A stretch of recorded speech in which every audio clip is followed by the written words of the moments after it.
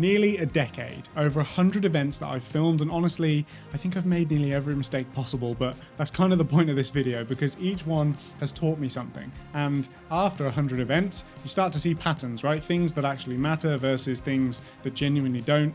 Today, what I'm going to do is share the 5 biggest lessons, the stuff that genuinely makes a difference. Not theory, just what actually works. If you're new around here, then hello, my name is Ollie. For nearly a decade, I have traveled all over the world filming events and conferences. We've worked in the UK, the US, Europe, the UAE. So with all the social proof nonsense out the way, I promise there's going to be no hard pitches here from me. All I want to do is share as much knowledge and experience with you as I can. And if you want to work with me directly, then I've made it pretty easy for you to get in touch. Now look, if you are planning an event or you work with video teams, then these lessons might save you a few headaches here and there. By the end of this video, you're going to know exactly what matters when it comes to event video.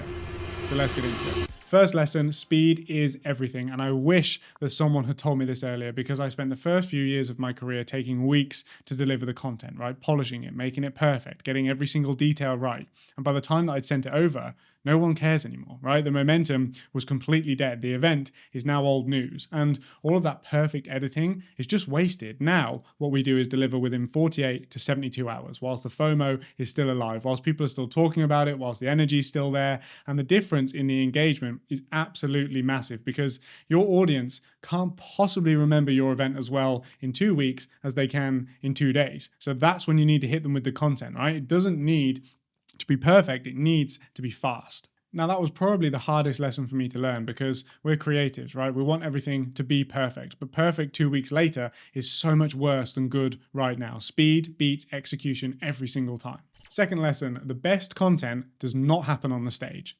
This took me so long to realize because I spent the first few years filming keynotes, nice, polished, professional content, right? Speakers on stage, good lighting, clean audio, but totally forgettable. And it's forgettable because that's not where the magic happens. The magic happens in the hallways, in the networking sessions, at sponsor booths, right? In the moments between the main moments. That, I think, is where people have the breakthroughs. That's where they're going to build the connections.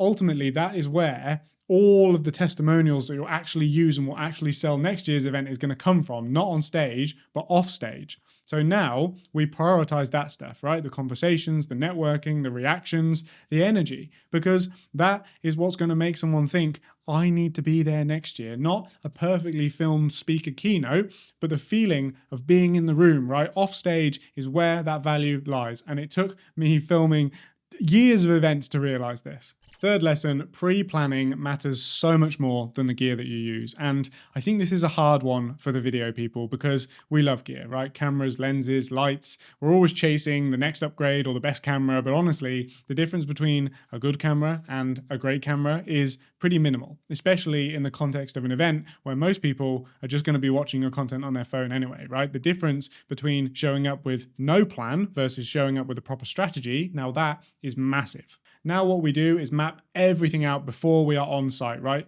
Who are the key speakers?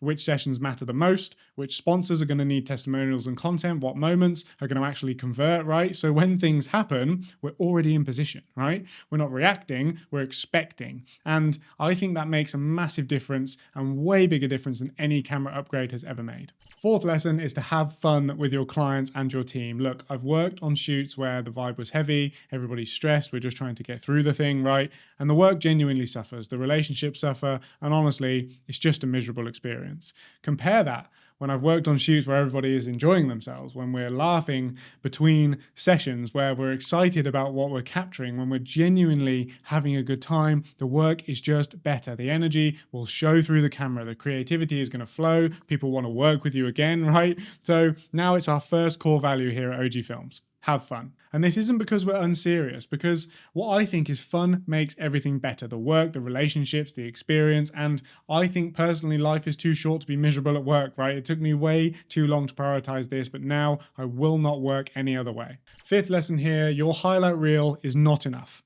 In the early days, we would deliver one beautiful highlight reel and think the job well done, right? The client would post it once and then nothing. And honestly, I couldn't understand why the clients weren't using it more until I realized that they couldn't, right? The highlight reel is ultimately a one-off piece of content. You post it and then what, right? You can't break it up. You can't repurpose it. You can't use it to fill a content calendar for the next 12 months. So now we deliver 50 plus pieces of content from one event, right? Testimonials, speaker clips, sponsor proof, short form content, full sessions, everything. The highlight reel is really just the hook. Everything else does the actual work. And that mindset shift changed everything for me, because now our clients can actually use what we give them for months and years, not just once. The highlight reel shouldn't be the end goal. It should be the starting point. So look, I'm over 100 events in at this point and I'm always learning, right? Always making mistakes, still figuring stuff out. But these 5 lessons, these are the ones that I think actually move the needle for me, that changed ultimately how I work and how I approach events. And that's made the biggest difference for our clients.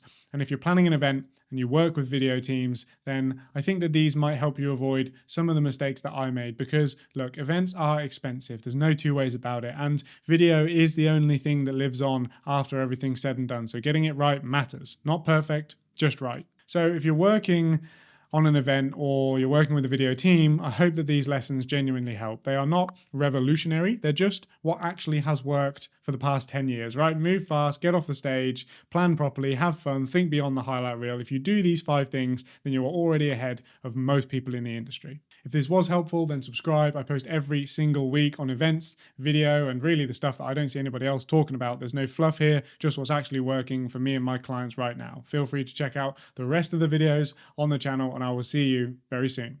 Take care.